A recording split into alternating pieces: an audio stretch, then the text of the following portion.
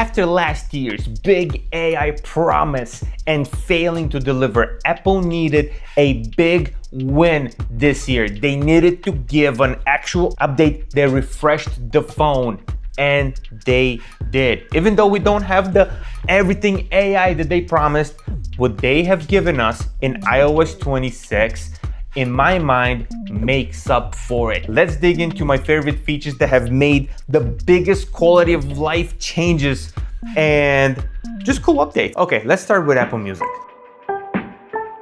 So there's a feature now called Auto Mix, right? It's a song transition type feature. Now, the regular transition is just a fade, right? It goes a little bit lower and then into the next song a little bit lower, into the back to normal volume. But the auto mix actually goes a little further and it sort of mixes like a DJ would and like speeds up the tempo sometimes to match the tempo of the next song. And it's a really DJ type way of going from one song to the next. Sometimes it skips the first like few seconds of your song because it's trying to mix it, so it can't include everything. So it might cut off a little bit at the end of one song and it'll cut off a little bit at the beginning of another song. But honestly, it sounds fantastic. For example, let's say you're at a party and you just throw one of your playlists on.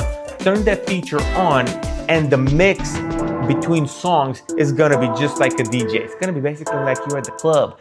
I don't know, I like it. The next feature is sort of a smart little feature.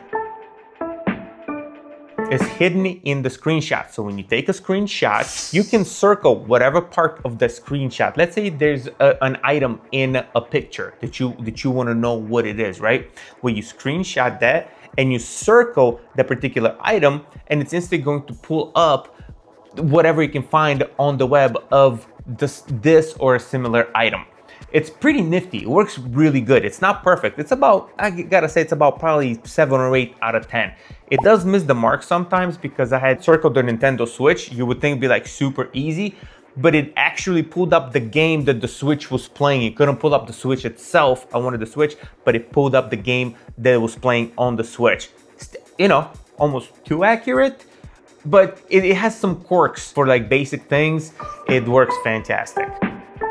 Okay, this next feature definitely looks much better in person than it's probably gonna look in this video. I'm gonna try to show you the best as I can, but in person, it's fantastic. Of course, again, depends on the photo, but it's just Spatial Scene, right? It's sort of, so when you go into your photos and if you have a picture with clear foreground and background, you hit that button on the top right. This is like Spatial Scene, and then it converts it in sort of like 3D thing that you can see. You can like when you rotate it from side to side, it sort of shows you the foreground object moving related like in relation to the background, and it looks so cool because it literally like you can it has like a 3D effect. I'm not gonna lie, I thought that this was gonna be a very gimmicky feature because it's like, ooh, a little spatial scene, this and that, but it works fantastic. Like for example, if I have a picture of my dog, I have his face out there and I click it and you move it, it literally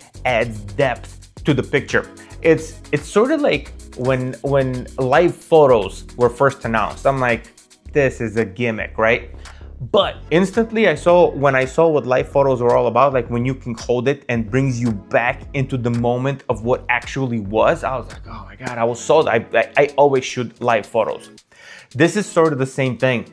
It like once you see it and it's just like, wow, it honestly looks so cool. The only thing I wish is that you can scroll through pictures with the Spatial Scene already on versus going into every picture and having to turn it on individually, clicking it, unclicking it, going to the next one, clicking it.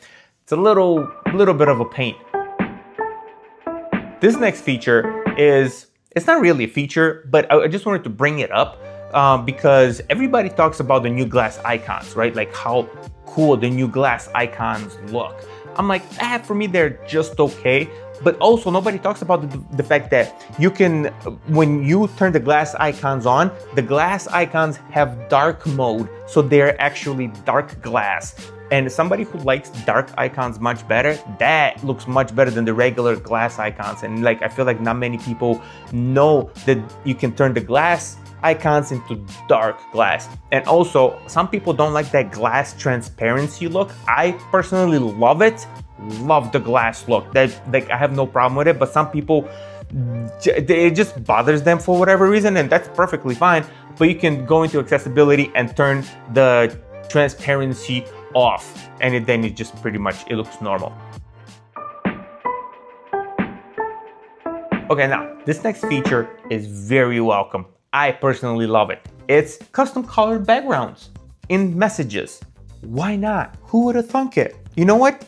Back when I was with my Android phones, we're talking easily 12, 13 years ago, before I got my first iPhone, iPhone 4, there were colored, customizable background messages, message apps everywhere. It was a normal thing. It's a normal part of Android. But iPhone's like, no, white background and that is it. When I moved to the iPhone, I sort of made peace with that feature because I didn't have a choice. What am I gonna do? You know? Like, I was already into the Apple ecosystem and whatever. Bottom line is, now we have customizable message thread backgrounds. But of course it's Apple, and they're not going to give us the full privilege of fully customizable background. While it's customizable and you can change it to whatever, once you change it, it changes on the other person's end too. So let's say you and your girlfriend are texting back and forth. When you change the background on your messages, she gets the same background. If she changes it on her end, it changes on yours. It's not truly a personal custom background. It's shared by both parties. I don't agree.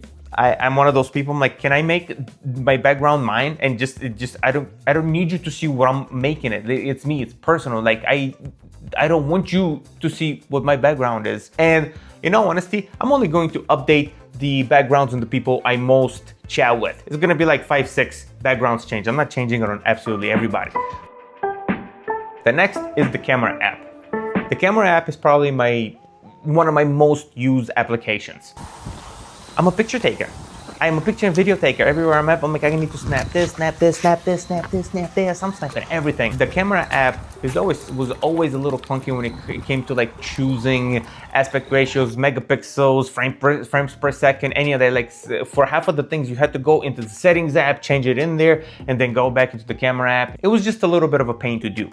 Now they brought all that into the app. The app looks great. A lot of the features are actually kind of put away, so the app looks clean. However, when you click top left, when you click on the frames per second or the megapixels, here comes your options. You can change them right there, right in the camera. Or if you swipe from the bubble of whether you have photo or video, you swipe up from the bubble and boom, you have all the rest of your settings right there. It's so awesome that they have finally just made it so intuitive to change settings and to just control the camera. One of the best updates to this whole iOS 26. My next favorite feature has to do with the phone app, and that's sort of an under the hood type change. So they added a screen unknown caller.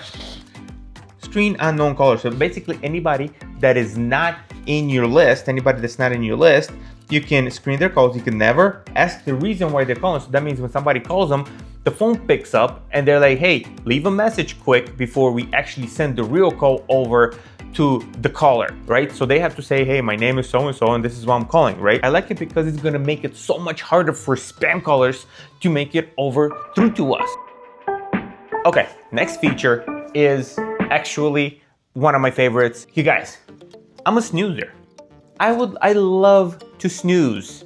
The update to the snooze is twofold, if you will. One, the snooze button is much bigger. Not this little grain of salt they gave us before to you can like literally when you're falling asleep, you're like, oh my God, where is it? And the second part of the whole snooze fest is you can change the duration of your snooze.